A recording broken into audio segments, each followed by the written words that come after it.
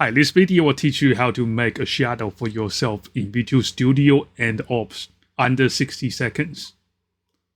Basically, you make a copy of your VTuber layer, go to Filter, you're going to apply for color correction, drop all three of this, 1, 2, 3 to 0.